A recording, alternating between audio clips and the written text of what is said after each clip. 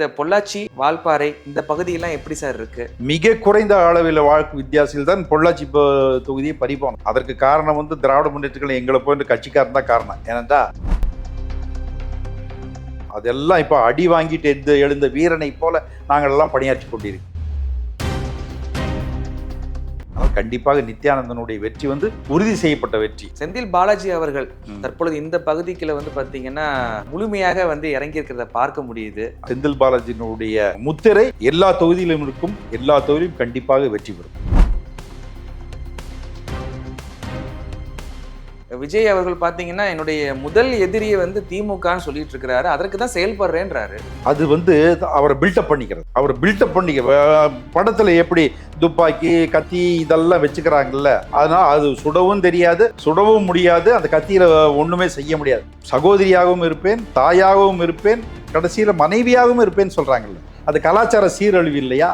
இப்படி ஒரு தலைவன்ட்ட வேறொரு ஆண் மகன்ட்டு இப்படி பேசலாம். நேர்களுக்கு அன்பு வணக்கங்கள். நான் உங்கள் தொண்டர் தமிழன் ஜஸ்டின். இன்றைக்கு நேர்காணல்ல நம்முடன் இணைந்திருப்பது முன்னாள் அரசு வழக்கறிஞர் நேர்காணல் எடுக்கவிருக்கிறோம். சார் வணக்கம். வணக்கங்க. நல்லா இருக்கீங்களா? நல்லா இருக்கு, நல்லா இருக்கு. சிறப்பு. எப்படி சார் போகுது எலெக்ஷன்? எல்லாமே நல்லா இருக்குது, நல்லா இருக்கு, நல்லா இருக்கு. நாங்க எதிர்பார்த்ததை விடவே நல்லா இருக்குது, நல்லா இருக்கு. ஆமா, நாங்கள் இப்போ தேர்தல் பணி ஆரம்பிச்சு ஒரு வாரம் ஆச்சு. கடந்த 6 மாசமா இந்த தேர்தல் பணி நாங்கள் பார்த்துட்டு தான் இருக்கோம். களம் நன்றாக இருக்கிறது. தலைவர் சொன்னார் 200 தொகுதிக்கு மேல் அப்படிங்கிற மாதிரி, அது உண்மையாகிவிடும் என்பது நல்லாக தெரிகிறது. ஆனா இப்போ கொஞ்ச நாளா ரொம்ப டல்லா இருந்த மாதிரி இருந்தது. இந்த கடைசி இந்த 2-3 தினங்கள் பாத்தீங்க அப்படின்னா பரபரப்பா ஆயிடுச்சு. எல்லா பக்கமும் எல்லாருமே என்னென்ன சொன்னாங்க, பிசிகே வெளியே போயிருப்போம், காங்கிரஸ் டிவிகே பக்கம் போயிடும், மற்றவர்களாக பிரிந்து விடுவார். அதெல்லாம் எப்படி ஒரு நெல்லிக்காயை ஒரு மூட்டைகள் போட்டு தளபதி சேர்த்து வச்சு கொடுத்தாரோ அது போல எல்லா கட்சியும் உள்ளடக்கிய ஒரு பெரிய ஒரு மெகா கூட்டணி அமைஞ்சு ஒரு வெற்றி கூட்டணியாக மாறிடுச்சு. தளபதி ஸ்டாலின் அவர்கள் ஒரே அணியில் எல்லோரும் இணைத்தாரே, அதுதான் வெற்றி கூட்டணி. இப்போ நான் இந்த பொள்ளாச்சி, வால்பாறை இந்த பகுதியெல்லாம் எப்படி சார் இருக்கு?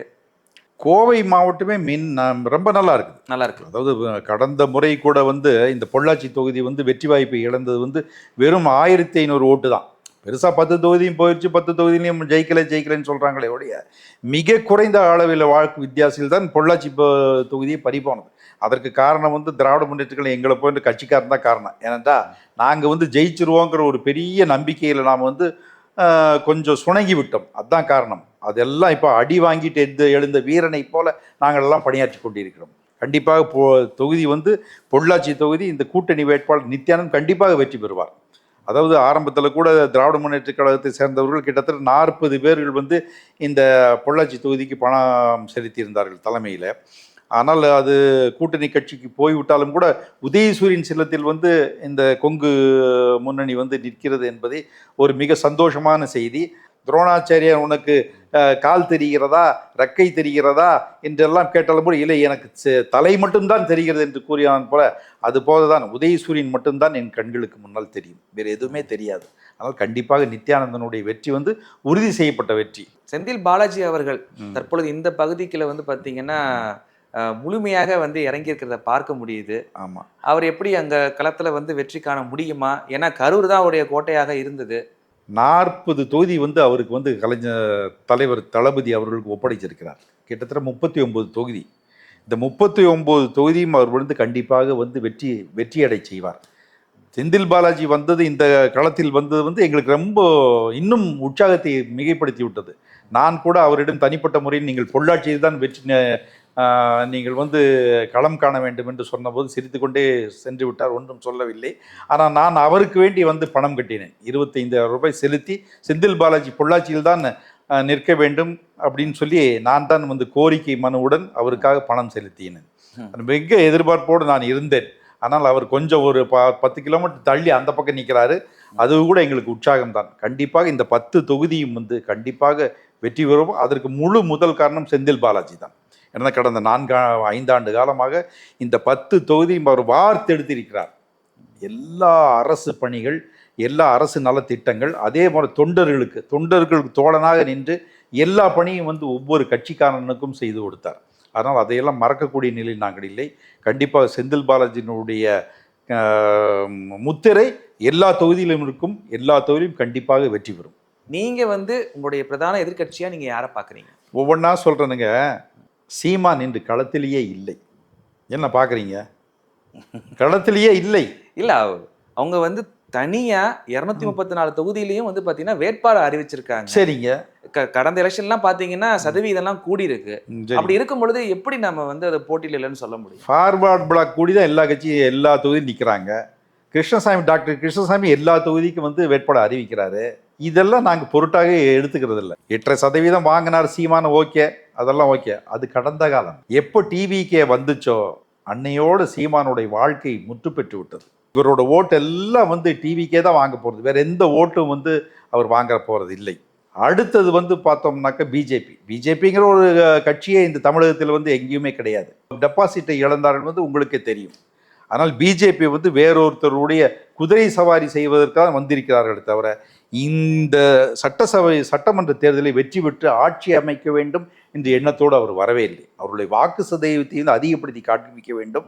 நாங்கள் 7% தான் இருக்கோம், 8% தான் இருக்கிறோம் அப்படின்னு சொல்லக்கூடிய நிலையில் ஒரு 15% கொண்டு வந்து விட்டால் நல்லது என்பதற்காகத்தான் அதிமுக அவர்கள் கூட்டணி வைத்திருக்கிறார்கள் தவிர வேறு எந்த காரணமும் கிடையாது. சதவீதம் வென்றால் உணரும், ஆனால் அந்த சதவீத வாக்குகளும் கூட அதிமுக வாக்குகளைத்தானே தவிர பிஜேபி வாக்குகளே கிடையாது. ஆனால் பிஜேபியும் இல்லை.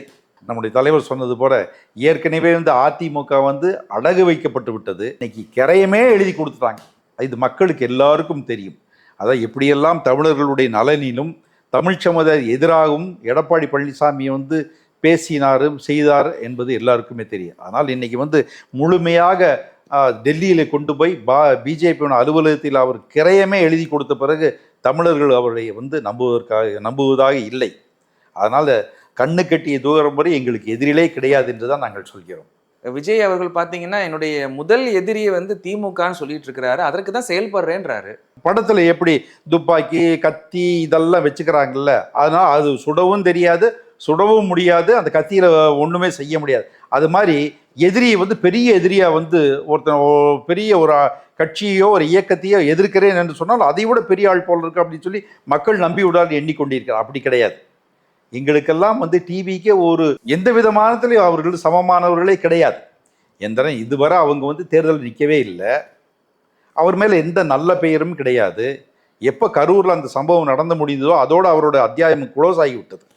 அதனால் அவரெல்லாம் எங்களுக்கு ஒரு பொருட்டே இல்லை. அவர் வேணால் சொல்லிக்கலாம் எங்களுக்கும் அவர்களுக்கு தான் டிவிக்கும் டிஎம்கேக்கு தான் வந்து போட்டி என்றால் அது பொய்.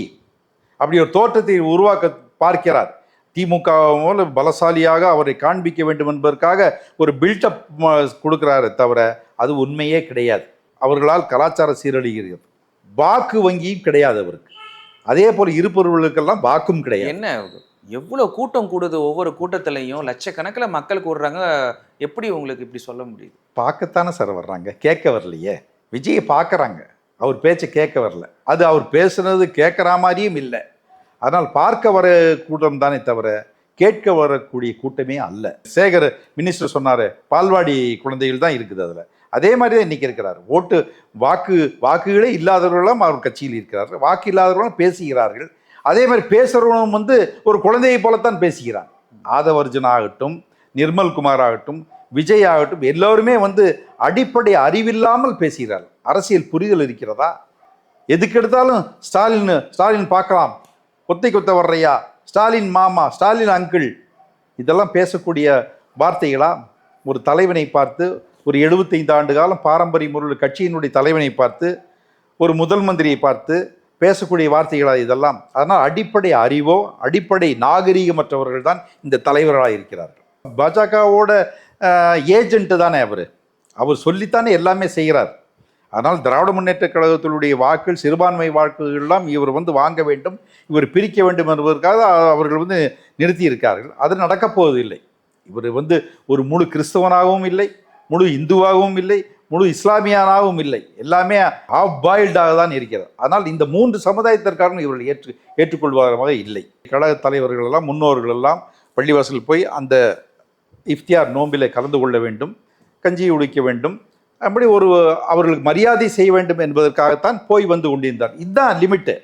அதற்கு வேண்டி நான் உன்னோடே இருந்து தொழுவேன், உன்னோடு இருந்து துவா கேட்பேன், உன்னோடு இருந்து ஃபாத்தியா ஓதுவேன் என்று சொல்வதெல்லாம் நன்றாக தெரியுது, வெறும் விளையாட்டு, நடிப்பு என்று நன்றாக தெரியுது. அப்போது முழுமையாக வந்து முழு நடிப்பு அது மக்களுக்கு தெரிஞ்சிருச்சு. அதனால அவர் நம்புற மாதிரி இல்லை. அப்ப அதே போல மக்கள் எல்லாருமே வந்து பாத்தீங்கன்னா திமுகல தான் இருக்கணும்னு சொல்ல வரீங்களா?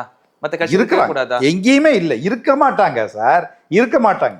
என்ன அவசியம்? இன்று பாதுகாப்பா அரணாக விளங்கக்கூடிய திராவிட முன்னேற்ற கழகம் தானே சார். பலஸ்தீன் வந்து காசால வார் வந்தபோது, இஸ்ரேல் வந்து குண்டு போட்ட போது பலஸ்தீன்ல முதலாக கண்டனம் தெரிவித்தது யார்? இந்த உலகத்திலேயே சொல்றேன், தமிழ்நாட்டும் இல்லை, இந்தியாவில் இல்லை, உலகத்திலே யார்? ஸ்டாலின் மட்டும்தான் சொன்னார். பலஸ்தீன் மக்களுக்காக நான் எல்லா குரல் கொடுப்பேன், இந்த காசா மக்களின் துயர் துடைக்க நான் பாடுபடுவேன் என்று முதல்மாக சொன்னது ஸ்டாலின் தான். வேற யாரும் சொன்னாங்களா? யாருமே கிடையாது. அப்படிப்பட்ட ஒரு தலைவனை நாங்கள் இழக்க முடியுமா? அந்த தலைவன் கூட தான் நாங்கள் இஸ்லாமிய சமுதாயமாகட்டும் எல்லா சிறுபான்மை சமுதாயமாகட்டும் கூட நிற்போம். சரி, இவர் முழு கிறிஸ்தவராக நடந்து கொள்கிறாரா? ஜோசப் விஜய் என்பதை வந்து இந்த வேட்பாளர் தேர்தல் மட்டும்தான் அவர் சொன்னார். அதுக்கு முன்னாடி பயன்படுத்தி இருக்கிறாரா ஜோசப் விஜய் என்று? அப்போ அந்த கிறிஸ்தவ சமுதாயம் வந்து தன்னை கிறிஸ்தவனாக தன்னை காண்பிக்க கூடாது என்பதற்காக ஒழிந்து கொள்கிறார். அப்போ இது நடிப்பல்லவா? அதே போல இந்து மக்களும் இவர்கள் ஏற்றுக்கொள்வதாக இல்லை. ஏன்னா இது நடிப்புன்னு தெரிஞ்சப்புறம் எப்படி ஏற்றுக்குவாங்க? ஏற்றுக்க மாட்டாங்க. அதனால் சிறுபான்மை சமுதாயம் வாக்குகள் அனைத்துமே ஒட்டுமொத்தமாக 99% திராவிட முன்னேற்ற கழகத்தில் வாக்களிப்பார்கள் என்று நாங்கள் வந்து நன்றாக கணித்து வைத்திருக்கிறோம். வேற எங்கேயும் போக மாட்டாங்க. அந்த அளவுக்கு திராவிட முன்னேற்ற கழகம் இந்த சிறுபான்மை சமுதாயத்துக்கு பாதுகாவலனாக மட்டுமில்லை, நலன் காக்கும் ஒரு தலைவனாக எங்களுடைய ஸ்டாலின் அவர்கள் விளங்கி வருகிறார். தாவகவை சேர்ந்த பெண்களை ரொம்ப தரம் குறைவாக பேசுறாங்க. சமீபத்தில் பொன்ராஜ் அவர்கள் கூட பேசியிருந்தாங்க. சரிங்க, ரொம்ப தாக்கி பேசுறாங்க அப்படின்ற மாதிரியான குற்றச்சாட்டு இருக்கு. ரொம்ப தாக்கியெல்லாம் ஒன்றும் பேசல. அந்த பெண்கள் வந்து எப்படி நடந்து கொண்டார்கள் என்பதற்கு அவர் சொன்னார்.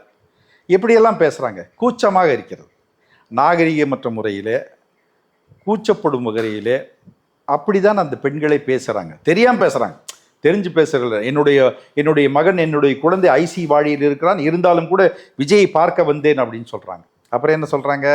நான் அவருக்கு சகோதரியாகவும் இருப்பேன், தாயாகவும் இருப்பேன், கடைசியில் மனைவியாகவும் இருப்பேன்னு சொல்றாங்கல்ல. அது கலாச்சார சீரழிவு இல்லையா? எப்படி ஒரு தலைவன்ட்ட வேறொரு ஆண் மகன்ட்டு இப்படி பேசலாம்? அது தவறு இல்லையா? அதே மாதிரி குழந்தைகள் எடுத்துக்கொண்டு நீ எதுக்கு வர்ற? வர வேண்டாம்னு கூட சொன்னாலும் கூட எடுத்துட்டு வர்றீங்களா? அப்போ உனக்கு அந்த கடமை இல்லை. அப்போ இதை வந்து நல்வழிப்படுத்த வேண்டும், இவர்களை வந்து அரசியல் அடுக்க வேண்டும், இவர் நாகரீகம் கொண்டு சமுதாயமாக உருவாக்க வேண்டும். இவருடைய பொறுப்பு யாருக்கு இருக்குங்க? தலைவனுக்கு. இப்படிதான் திராவிட முன்னேற்ற கழகம் இருக்கிறானா? 75 ஆண்டுகளாக எங்களை சீர்படுத்தி, எங்களை பண்படுத்தி, எங்களை அரசியலாக்கப்பட்ட எங்களுடைய தொண்டனை எல்லாம் கொண்டு வந்து இந்த தினம் இந்த சமுதாயத்தை நிறுத்தி இருக்கிறார்கள் என்றால் அதற்கு அறிஞர் அண்ணாவும் தலைவர் கலைஞரும் தளபதி ஸ்டாலின் தான் காரணம். அப்படி ஏதாச்சும் ஒரு இடத்துல வந்து நாங்கள் வந்து தரக்குறையான வார்த்தைகளோ, தரம் தாழ்ந்த வார்த்தைகளோ, நிலைகளோ நாங்கள் பேசியிருக்கிறோமா? ஒரு சில மேடை பாய்ச்சியாளர்கள் இருக்கலாம், ஒரு சில நம்முடைய கழகத்தோடவே ஏதாவது தவறு செய்திருக்கலாம். 2.5 கோடி பேர் இருக்கக்கூடிய இந்த கழகத்திலே வந்து அங்கென்று இங்கென்று என்ற ஒரு தவறு நடக்கக்கூடாதா? உடனடியாக அப்படிப்பட்ட தவறு இழைத்தவர்கள் கூட அவர் நீக்கி விடுகிறார். உடனடியாக நடவடிக்கை எடுக்கப்படுகிறது, நீக்கப்படுகிறார்கள். அப்படி நீ ஏதாவது செஞ்சிருக்கிறியா? நேராக வர்ற கேரவனில் வந்து இறங்குற, கேரவனில் மூடி வந்து இறங்கணும். நேராக எங்கே போகிற? பஸ்ஸுக்கு மேலே யாருமே அண்டி விடாத அளவிலே போய் மேலே போய் நினைக்கிற, பேசுகிறாய். என்ன பேசுவது என்று தெரியவில்லை, புரியவும் இல்லை. 15 நிமிடங்கள் 13 நிமிடங்கள் உன்னுடைய பேச்சை முடித்துக் கொள்கிறார். அதில் அரசியல் இல்லை, வரலாறு இல்லை, கருத்தில்லை, வேண்டுகோள் இல்லை, பண்பில்லை, பாரம்பரியம் இல்லை, தமிழ் கலாச்சாரம் இல்லை, தமிழ் பண்பாடு இல்லை, புரியக்கூடிய தன்மை இல்லை, இந்த நாட்டின் முன்னேற்றத்திற்காக எந்த வார்த்தையும் அதில் இல்லை. ஏதோ ஒன்று உளறுகிறாய், போய் கேரவன் உட்கார்ந்து கொள்கிறாய், போய் விடுகிறாய், பறந்து விடுகிறாய். எப்படி உன்னை தலைவனாக ஏற்றுக்கொள்ள முடியும்? என்ன தனிய மக்கள் வந்து சுலபமா பார்க்க முடியாதுன்னு சொல்ல வரீங்களா? ஆமாங்க. அவர் பார்த்துட்டீங்களா நீங்க? சார் நேராக அவர் கேரவன்லேருந்து இறங்குறாரு, பஸ்ஸுக்கு மேலே போறாரு, இறங்கி கேரவனில் போறாரு, நேராக ஊரை விட்டு வெளியே, சென்னையிலிருந்து ஊரை விட்டு வெளியிலே எங்கேயோ ஒரு இடத்துல வந்து ஒரு பங்களாவிலே போய் உட்கார்ந்து கொள்கிறார். அதுவும் ஒரு அறையிலே உட்கார்ந்து கொள்கிறாய். இன்னும் என்னுடைய செய்தி ஒன்று இருக்கிறது. என்ன சொல்றாங்கன்னாக்கா, வருவாருக்கு ரூம்ல போய் உட்கார்ந்துக்குவாருங்க. நான் கேட்டேன், வேற ஏதாச்சும் ஃபோன் பண்ணுவார்? யார்ட்டையும் பேச மாட்டாருங்க. நியூஸ் பேப்பர் படிப்பார், படிக்கிற பழக்கம் எதுவுமே படிக்க மாட்டாருங்க. அப்போ டிவி பார்த்துட்டே இருப்பாரா? டிவியும் பார்க்க மாட்டார், சும்மாவே உட்கார்ந்துருப்பாருங்க. பெரிய ஆச்சரியமாக இருந்தது. எதுவுமே பண்ண மாட்டாராமா, ரூமில் உட்கார்ந்துருப்பாராமா. எவ்வளவு பணிகள் இருக்கிறார். உன்னை நம்பி வந்து கிட்டத்தட்ட ஒரு இடத்துல போனால் 5000 பேர் 10,000 பேர் கூடுகிறார்கள். ஒரு இருக்கக்கூடிய 34 மாவட்ட கழக செயலாளர் இருக்கிறார்கள், அவர்களுக்கு பணியாட்கள் இருக்கிறார்கள். இந்த நாட்டிற்கு வேண்டி நீ ஏதோ திட்டங்கள் எல்லாம் சொல்கிறாய். அப்போ எத்தனை பேர்கிட்ட நீ டிஸ்கஸ் பண்ணும், எத்தனை திட்டங்களை வகுத்தெடுக்க வேண்டும்? யாராச்சும் ஒருத்தர் போய் அவரை பார்க்க முடியுமா? பார்ப்பதெல்லாம் மூன்று பேர் தான். புஷி ஆனந்த், நிர்மல்குமார், ஆதவர். இவங்க 3 பேரை தவிர வேற யார்கிட்டயாச்சும் நீங்க பேசுறீங்களா? பேசுறீங்க. அதே போல மாற்று கட்சியிலிருந்து எத்தனையோ பேர் உங்களோட சேர வர்றாங்க. அவங்களை எப்படி சேர்த்துக்கிறீங்க? புஷி ஆனந்தா அவரை சேர்த்துறாரு, சால்வை போட்டு வாங்கிக்கிறார். அவர் சேர்த்தது நாஞ்சில் சம்பத்தியும் வேறொரு 2-3 பேர், ஒரு செங்கோட்டையினம், ஒரு சிலர் மட்டும்தானே தவிர வேற யாரும் நேரடியாக இவருடைய போய் சேர்ந்ததில்லை. எல்லாத்தையும் வந்தவங்களையெல்லாம் பெரிய ஹாலில் உட்கார வைக்கப்பட்டு அவர்களுடைய பேர் வாசிக்கப்படுகிறது, நான் இணைகிறேன் என்று சொல்கிறார்கள். இவர் மேடையில் இருக்கிறார்கள். அப்புறம் கடைசியில் ஒவ்வொரு துண்டு போட்டு அனுப்பிச்சிடுறாரு. இவர் நேராக ரூமுக்கு போயிடுறாரு. இதுதான் கலாச்சாரமா? என்னுடைய தளபதி எப்படி ஒவ்வொரு கட்சியிலும் வரவேற்று சேர்க்கப்படுகிறார், எப்படியெல்லாம் போய் சேர்ந்த அவரோட உட்கார்ந்து டீ அருந்துகிறார்கள். மாற்று கட்சியில் வந்தவர்கள் உட்கார்ந்து அமர்ந்து சரிசமாக உட்கார்ந்து அவர்களோடு டீ என்னுடைய தளபதியும் அருகில் உட்கார்ந்து டீ அருந்துகிறார்கள். அவர்களோடு பேசுகிறார்கள், கலந்துரையாடுகிறார்கள். அவங்களுக்கு புதிய பொறுப்புகள் எல்லாம் கொடுக்கப்படுகிறது. அன்வர் ராஜா ஆகட்டும், ஓ பன்னீர்செல்வம், எத்தனை பேர் இன்று பயன்பட்டு வருகிறார்கள். அவர்களுக்குரிய மரியாதை கொடுக்கப்படுகிறது. அப்படி நீ மரியாதை மாற்று கட்சியில் கொடுத்துருக்கிறியா? செங்கோட்டையினா அவர் பார்க்க முடியல. அப்போ என்ன நீ கட்சி நடத்துகிற, ஆட்சி நடத்த போகிற? இந்த லட்சணத்தில் நீ முதல்வராகவும் சொல்லணும்னா எப்படி? ஒரு முட்டாள்தனமான மக்களா இது? தமிழக மக்கள் யாரையும் பார்க்க மாட்டேன், எதுவும் சொல்லிக் கொடுக்க மாட்டேன், உன்னுடைய அரசியல் கூடி தொண்டில் அரசியல்படுத்த மாட்டாய், ஆனால் நீ முதலமைச்சர் ஆகணும். எப்படி? How it is possible? கண்டிப்பாக நடக்கும். மக்கள் ஏற்றுக்கொள்ள மாட்டார்கள். கூட்டம் வேணுமானு சேரும், கூட்டம் சேரும், கூட்டமெல்லாம் வாக்காகாது. ரசிகர் மன்றத்தில் இருந்தவங்க, அவர்களுக்கு ரொம்ப விஜய்க்கு ஆதரவாக இருந்தவங்கெல்லாம் இந்த தேர்தலில் புறக்கணிக்கப்பட்டிருக்கிறாங்க. அவர்களுக்கு பார்த்தீங்கன்னா வாய்ப்புகள் கொடுக்கப்படலைன்ற குற்றச்சாட்டு இருக்கு. ஆமாம் ஆமாம், ஒரு அம்மா கூட இப்போ காருக்கு முன்னாலேயே விழுந்துச்சு. அதாவது உழைத்தவர்களுக்கெல்லாம் இன்றைக்கி அங்கே இடம் இல்லை. பணக்காரர்களாக இருக்க வேண்டும், ஏதாச்சும் ரெக்கமெண்டேஷன் இருக்க வேண்டும். அதாவது ஆதவ் அர்ஜுனா, புஷி ஆனந்த், நிர்மல்குமார், இப்படி ஏதாவது யாரோட சிபாரிசு இருக்க வேண்டும். அப்படி பணக்காரர்களாக இருக்க வேண்டும், அவர்களால் ஏதாவது பயன் இருக்க வேண்டும். கட்சிக்கு பணமாகவோ ஏதாவது பவராகவோ இருக்கும், அவர்களுக்கு மட்டும்தான் வாய்ப்பு. மற்ற எல்லாம் ஏழை தொண்டனாக இருந்து கடந்த 10 ஆண்டு காலமாக உன்னுடைய ரசிகர் மன்றத்தை வளர்த்தெடுத்து, உனக்காக குரல் கொடுத்து, உனக்காக பாலாபிஷேகம் செய்து, உனக்காக பிளாக்ல டிக்கெட் விற்று இதனால இன்று தூக்கி எறியப்பட்டு விட்டார்கள். அப்போ இந்த வேதனையெல்லாம் அந்த கீழே இருக்கக்கூடிய மக்கள்கிட்ட இருக்கும். இதுதான் இன்னைக்கு பரவிட்டு இருக்குது. நீ நினச்சிட்டு இருக்கிற விஜய் எல்லா வீட்லையும் இருக்கிறான்னு. விஜயோட ஆன்டி விஜய் இன்னைக்கு உருவாகி விட்டான். என்னை இப்படி செஞ்சுட்டாங்க, நான் துரத்தி அடிக்கப்பட்டு விட்டேன் என்று எல்லா பக்கமும் அந்த பேச்சு தான் இருக்குது. அதனால் நீ ஒரு 5%, அது 6% ஓட்டு வாங்கினா அதிகம்.